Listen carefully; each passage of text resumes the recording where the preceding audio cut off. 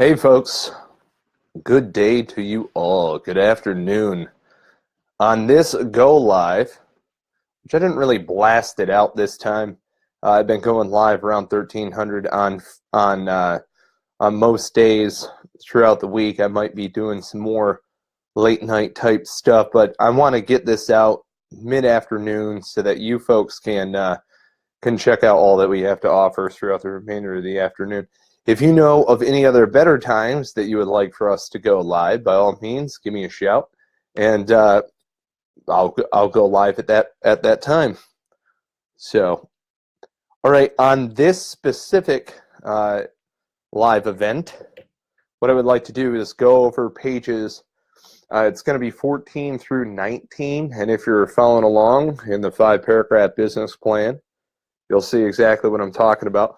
On the last couple of times, we talked about MET-TTSL. MET-TTSL is a template that slides with you throughout the entire planning phase, and you're going to see some highlighted portions inside of this section of the book that directly talk to MET-TTSL. So, page 14, very top, it says paragraph 1, situation, market research findings. I'm one of those guys that it's not like I spend all of my time doing market research, but I need intelligence before I actually head outside of the building and start interacting with people. I need to have some sort of assumption. I need to have some sort of guess. I need to have a target persona profile, what I'm looking for before I get outside of the building. So we've spoken of Hakoah before, and to use him as an example in this case.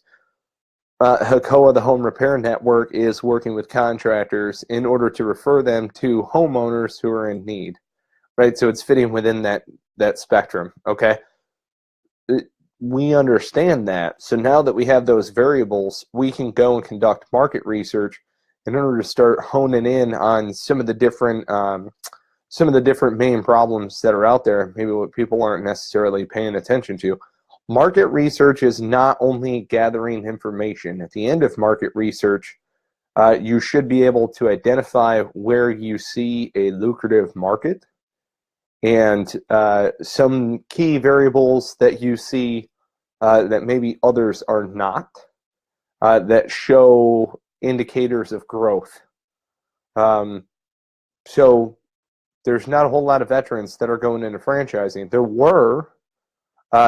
was in general, and that was during the 90s. As we saw that uptick, we saw more veterans get into franchising and licensing options. Now, a lot of these different places that we go and receive entrepreneurial education from, we're not actually getting pushed these franchise and license options. I think it's the common misconception that what you learn in business school directly applies over to a franchise. It doesn't. It just doesn't. A lot of the components that are inside of it, a lot of the levers that you have to pull, the executive things that you need to do as far as maintaining the books, managing the overall structure of the business, yes. But that being said, it's still a startup. It's still an entrepreneurial endeavor until you gain that traction and until you've gained that trust, frankly, within the community.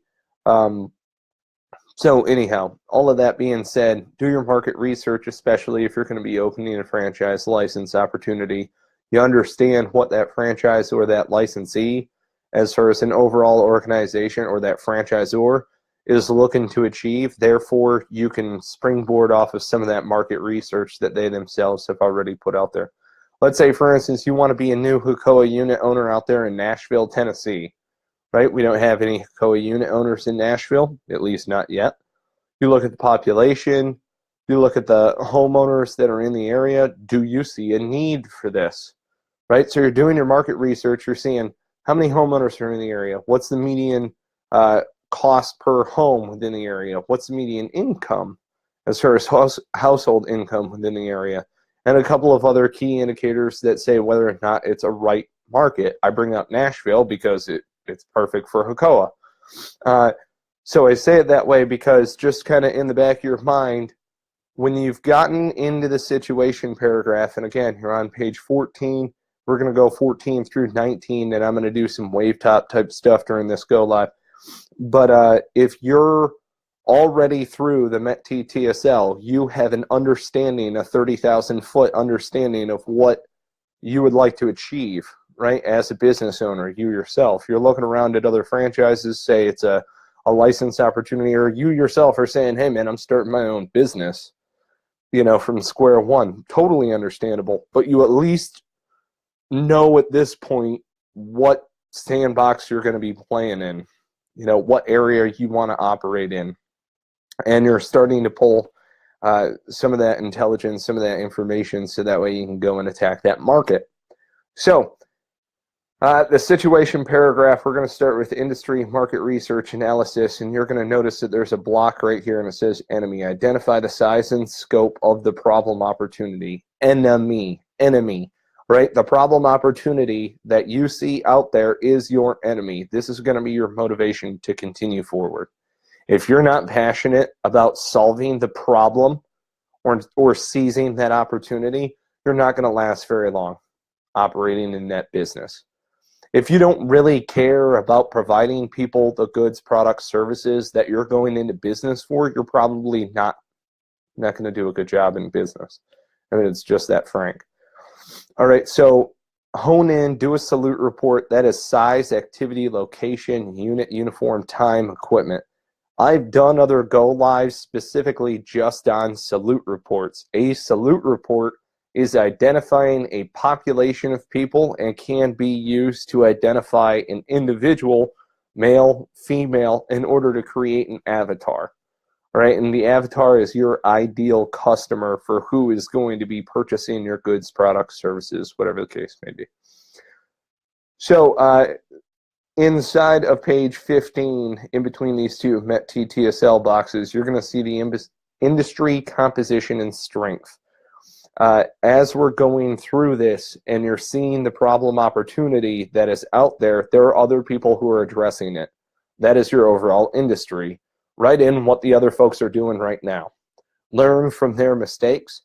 Use that which is already working for them and see what you can steal that's out there as far as ideas are concerned and how they're meeting demand that's out there. Take what's good, leave what's bad, and continue on trucking, which that's pretty much life in general. So you just look around, you see other people, how they're doing things.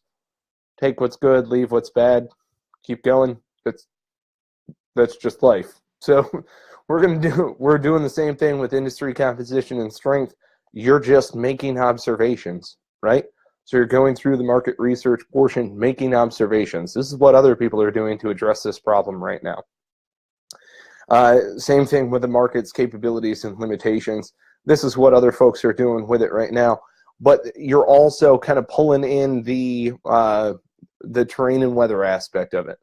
So maybe there are very large businesses that are out there that can't necessarily compete in those super agile niche little markets, let's say within residential contracting. And so they outsource in order to hire toward you, right? So smart home technology is, I mean, it's happening, right? And it's not going to be all brand new technology, all brand new homes that are being built. It's going to be a lot of upfit. It's going to be a lot of pre-existing structures that are getting smart home technology brought into the home. You're going to need contractors to put that in, call HACOA. But the point being, though, just in this sense, if I'm a contractor and I'm looking at the capabilities, limitations of the folks that are out there, you know, big, huge cable companies, they outsource independent contractors to come in and put in your routers, your modems, all of that other stuff. Right, so seeing what these industries, the composition, the capabilities, the strength, maybe they don't want to deal around with what would be considered too little of a job, right? And so you can see the big industry makers that are out there, I could potentially be a sub for one of them. So again, all right, that's on page 15, and I'm just going to turn this over. We talk about the market's most likely course of action, probable course of action, then dangerous course of action. Likely course of action, that's what happens or will happen essentially without any intervention. Probable course of action, that is us injecting a solution to alleviate a problem. So probably this will happen. You know, like if we apply our solution to a given point, this will probably occur. We're going to alleviate this problem to some extent. And again, it's you know, market's most likely course of action without us introducing the ability to insert smart home technology as a contractor base into a location. Or large industry makers are going to have to put their trucks out on the road in order to go and do all of these installs. Probable course of action, once we insert our solution, they're going to spend more time upgrading that technology while we're handling installing all of their equipment that's out there. And then the most dangerous course of action is we help out with them, industry, overall trends. People decide, you know what, I don't want any smart home technology. You know, overall regulation is put in, and then it stifles industry growth. That could be most dangerous course of action. Now, what you're basing that most dangerous course of action off of is the critical risk problems and assumptions. And again, I'm just on page 16. I just went straight down the page on page 16. So this is what's likely going to occur based on what is happening right now. We insert a solution in order to alleviate the problem. This is probably what's going to happen, you know. And then, all right, taking all of the critical risk assumptions, everything else, all of the problems into account, this is the most dangerous course of action. Now we do it this way. Again, it's based on the enemy. And what is the enemy in this standpoint? It is the need. It is the demand for the good product, service that is out there. People have a problem that you need to go and solve. That is exactly what we're talking about. So if you don't go and solve it, if nobody goes and solves a huge dire straits problem, what is the most dangerous course of action? And maybe smart home technology isn't necessarily the best example to use for that specific realm. But if I were to do, let's say, for instance, a market research analysis on something that had to do with an environmental focused nonprofit, you know, most dangerous course of action. If we don't do something about this, everybody's gonna die. You know, whatever it winds up being. Go ahead, throw it down on there. Okay, we don't divert our own behavior and take responsibility for our actions. We're going to wind up screwing over the next, 40 generations of human beings. Great, throw it down on there as a course of action. Based on all of that, then you create your salute report for specifically. And I've got a blank salute report here on page 17. Each one of the books, you go through and you fill in these blanks as you go. And then in the back, you've got the last couple of pages is a blank template so that you can fill that out as you go. In a salute report on page 17, if you're following along, size, that is the size of the industry, the size of the market where you yourself are looking to grab market share, and then it's what you see as the critical vulnerability, and that's going to be your entrance into the market. You're going to immediately alleviate that. All right, so big industry working smart home market, working upfitting pre-existing home structures that are out there. Your critical vulnerability that you see that's in there is specifically doing, let's say, thermostat. And so you're going to go through and you're going to help out with installing smart thermostat technology into homes. And that's what you see as a critical vulnerability and where you're going to make entrance. Go for it. The activity in the industry, activity in your target market where you want to gain market share, and then activity inside of that critical vulnerability. So again, target market is upfitting homes. So overall, smart home technology. Target market where you want to grab market share is upfitting pre-existing homes with smart home technology. Critical vulnerability is you're going to upfit specifically thermostat as far as temperature control for HVAC. You're saying that's your bread and butter. You're going to show the activity in the industry overall.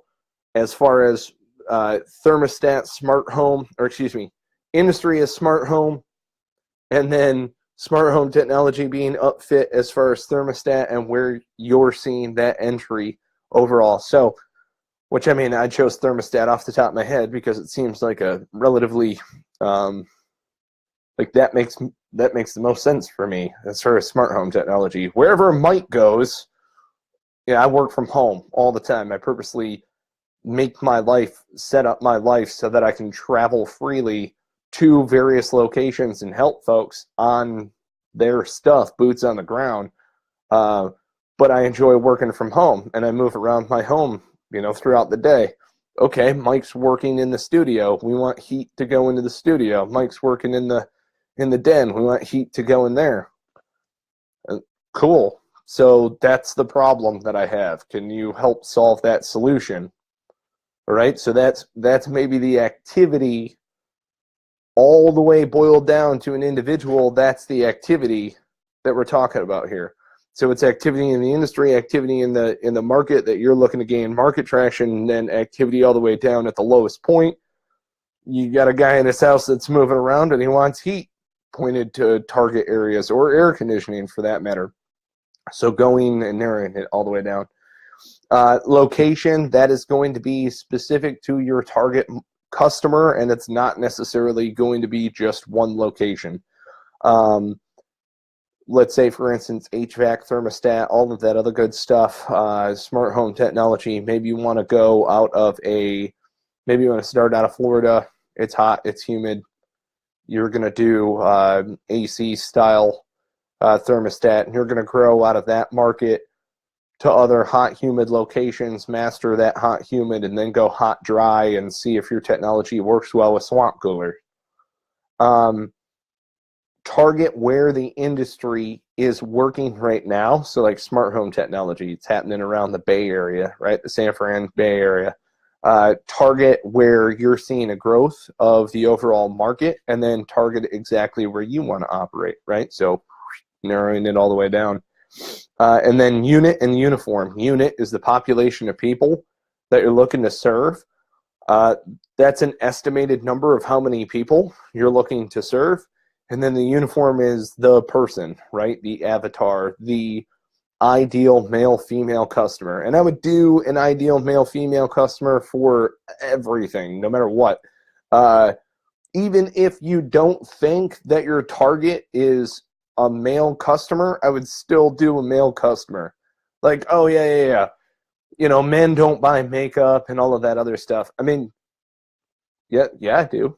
Like, not for me, but I buy it for my wife. I mean, sometimes she's looking around at certain things like that and, doesn't necessarily know what to get or something else. And I don't know, maybe I'll grab that stuff for her because I saw it. Or, lipstick commercials, an advertisement or marketing that caters specifically towards men because a man would pick up that lipstick color and get it for his wife because he wanted her to wear that specific shade of red or whatever the case may be.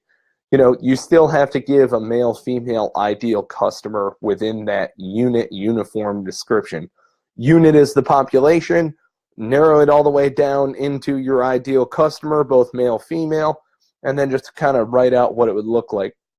So, if you were looking to become like a HACOA unit owner, let's say, for instance, we're looking for folks that come out of the combat arms background that are self-motivated. Their highest billet was around patrol leader, company gunnery sergeant, maybe first sergeant, but a leadership billet. They have the ability to instruct. They have some sort of instructor certification. So we know that they probably already feel okay in front of a crowd, an audience. They can explain themselves. Maybe they've done a couple of boards at that point.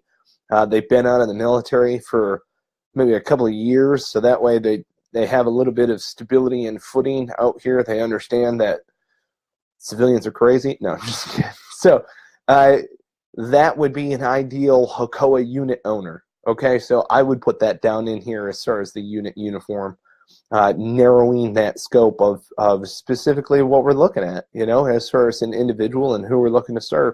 And homeowner-wise, I would do the exact same thing. Create an avatar exactly for the ideal male-female customer. And more often than not, you're going to realize that you start with the numbers. They fit this age group. They make this median household income, median purchase price for a home, drive types of cars, this type of, and finally you get to the actual person. Why? Just start with a why. So it's a person who needs this. Mike is not just, like your average thermostat or a guy who needs thermostat, smart home technology, whatever. It makes sense to start with the numbers, but what about the activity of the person? Well, they work from home. I spend a lot of time at home. I don't want to go into an office. I don't want to do that. I want to work around people that I want to work around, not deal with stuff. I don't want to have to, no, that's fine. I enjoy navigating the world under my own terms, and I see a heck of a lot more people that are working remotely and from home in general. Matter of fact, studies show that working remotely and or working from home actually increases productivity.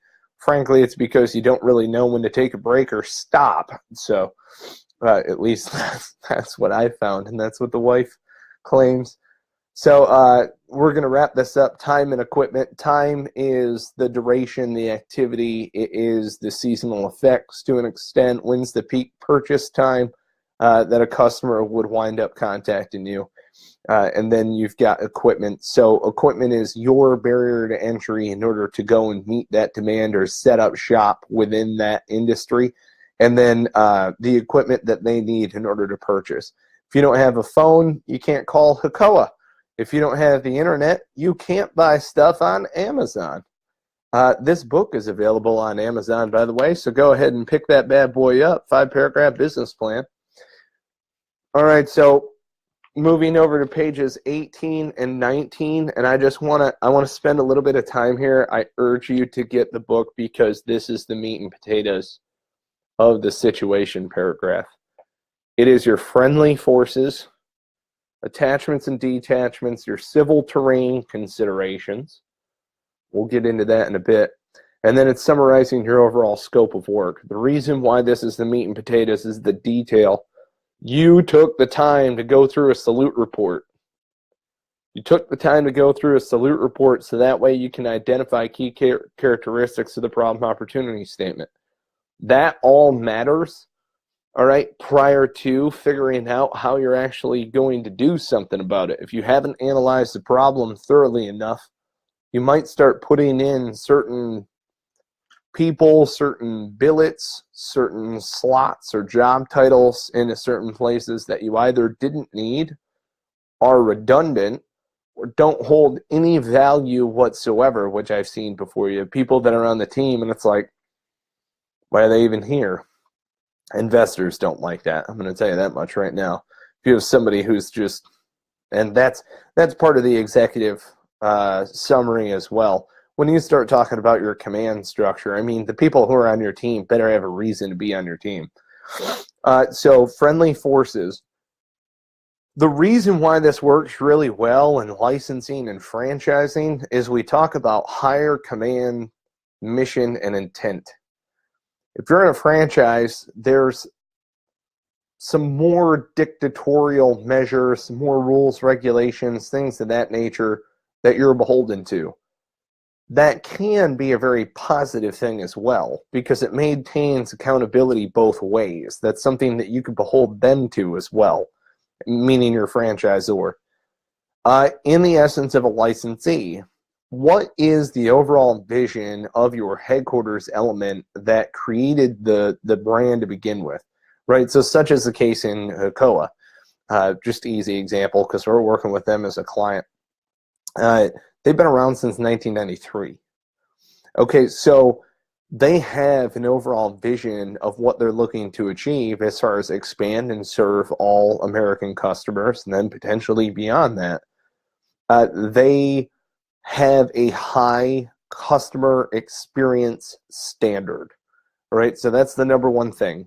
When people call in, they're going to have a decent experience while they're going through a hardship in their life. A lot of these people might be contacting Hakoa because of emergency water removal, whatever the case may be.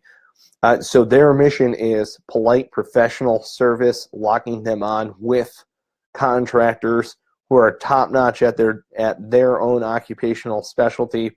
They're licensed, they're insured, they've been vetted eyeball to eyeball, a lot of these different things, right? So that's higher command's mission and their overall intent to deliver a rock-solid customer experience. That being said, if you're a HACOA unit owner or you're coming in as a HACOA unit owner, you automatically have adjacent units because they've been around since '93. They've been doing this for a while. There are other folks who are operating. In the sense of HACOA, it's better to have other unit owners around you. You're helping each other out. You're providing service to those homeowners that are within your area.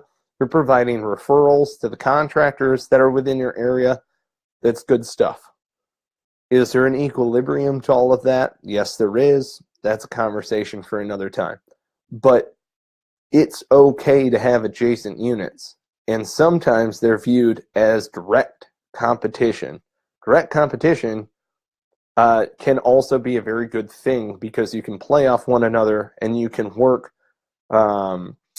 I would put it, cordially together, even though you don't necessarily like the way that one another actually goes out and conducts business. It's not like they do anything that's malicious. They don't do anything that's ethically wrong. They just do it different than you. Well, great. You can pick up each other's scraps, so to speak, and it can be a mutually beneficial relationship. With HACOA, you're plugging in your adjacent companies, and those are friend or foe. So you might have competitors to HACOA that are in the area, and you might have friendlies to HACOA that are in the area, and you can put them down in there. And then you have the supporting companies. So that's supporting the overall headquarters operation as far as the greater overall vision of the organization. But that's also the supporting companies that you yourself are going to rely on within the area. So if you're a licensee, let's say, for instance, the onus might be on you to develop your own web presence. Understandable. So you take all of the marketing that you're getting from your licensor, which they better have everything because you're licensing it from them. So all of your logos, all of the name, all of the other stuff that you would normally have to get somebody else to do, unless you yourself are good with the design and you understand high DPI and vector imagery, and if you're going to manipulate a file, you typically want it in that SVG format. Like there's a number of different trip falls, just little itty bitty little nuances that go around creating logos. Like, for instance, our 5P logo that you have, it's not high enough DPI when you put it into an apparel printer. So we needed to get a higher DPI with a transparent background so that way it would look right when we print our shirts, our hats, all of that other stuff. I wouldn't know any of that. I don't know any of that stuff. I do now because being the leader of the company, you need to know enough to be dangerous and to be able to call upon an authority, an experienced person within that realm that you can delegate to. Ultimately you're responsible for all of that stuff. But so you'll have supporting companies that'll be in your area. Maybe they're creating your apparel. Maybe they're creating your advertising stuff, whatever the case may be. Maybe they're a supporting company that's coming along with the franchisor or the overall licensor, whatever the case may be. And then you have attachments and detachments. Attachments and detachments can be something that is seasonal. So if you are a contractor and you pull in a certain type of person, let's say, for instance, for seasonal work, they are an attachment for that period of time.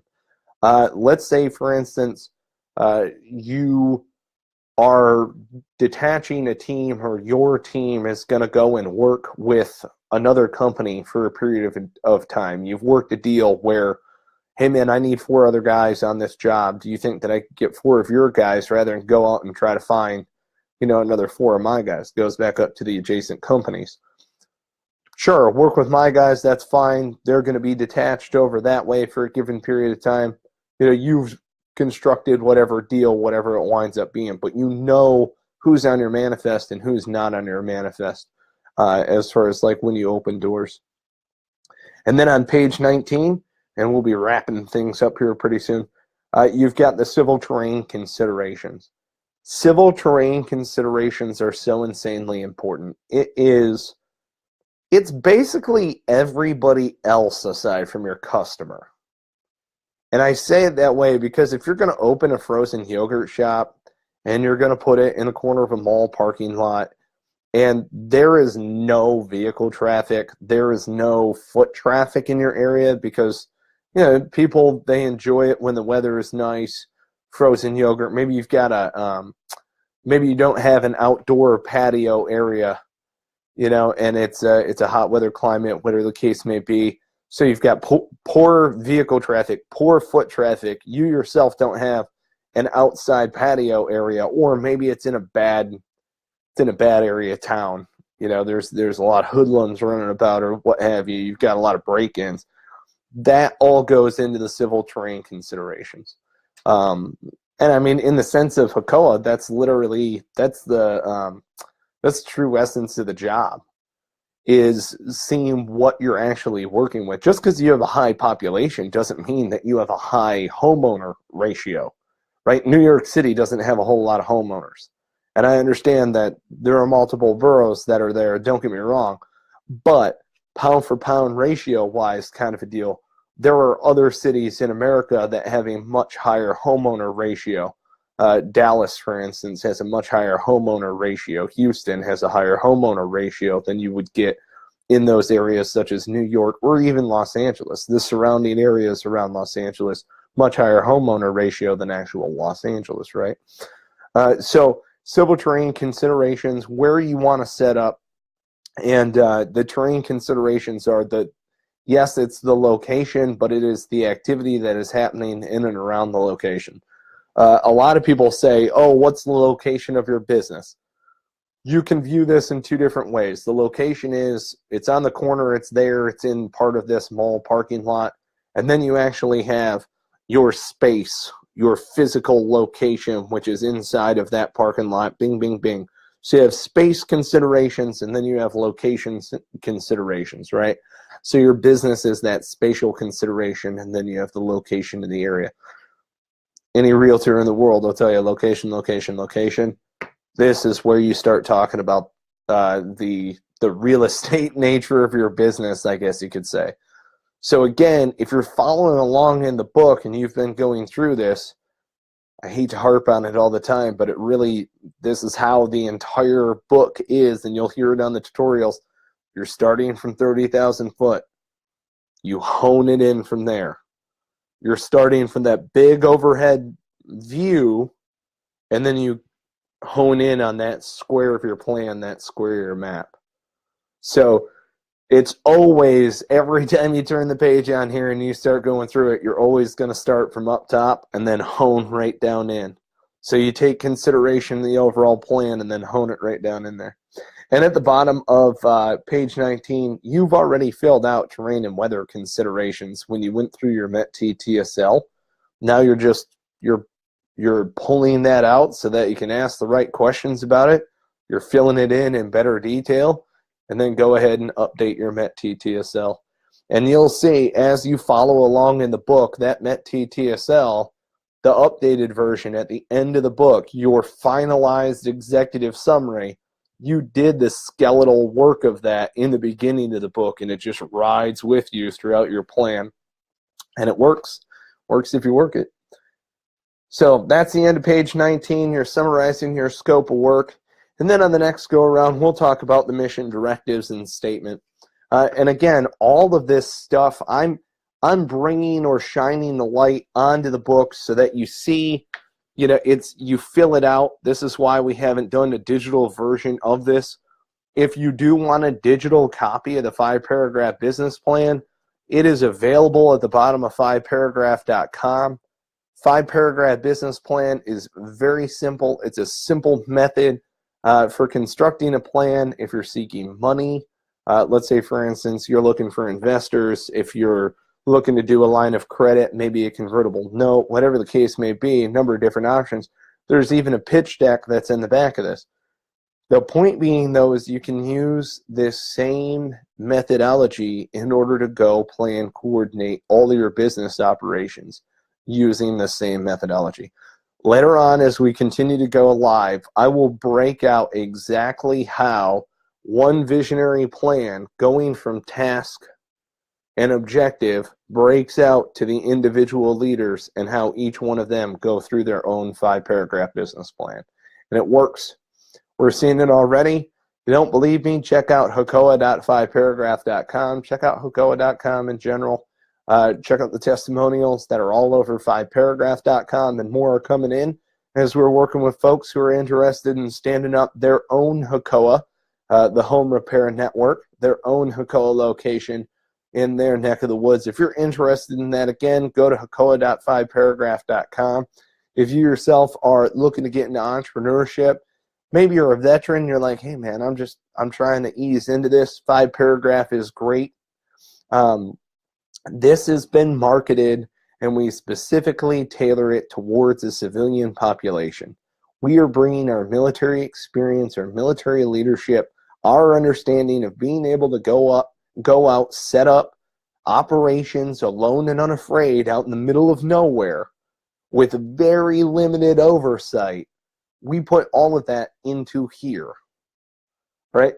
Take the book, throw it open, put in your earbuds, tutorials.5paragraph.com. It goes through the book while you're filling it out. It's auditory, visual, kinesthetic learning. It's the best way to learn anything quickly. It's the same way that I learned and mastered when I was in Quantico training officers in marksmanship.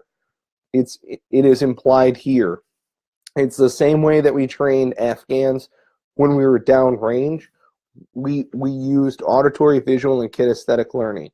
It allowed them to absorb it very, very quickly. That's how human beings learn. We've done all of that with 5-paragraph. So I encourage you, check out 5paragraph.com. Don't take my word for it. Check out the testimonials that are on there. Continue to follow us. Continue to share with your network. And thank you so much for being a part of the conversation. We really do appreciate those comments. Let them fly. And we'll be sure to get to your topics, comments, questions, concerns on the next Go Live. Thank you so much. Thank you for sharing. Take care. Be well.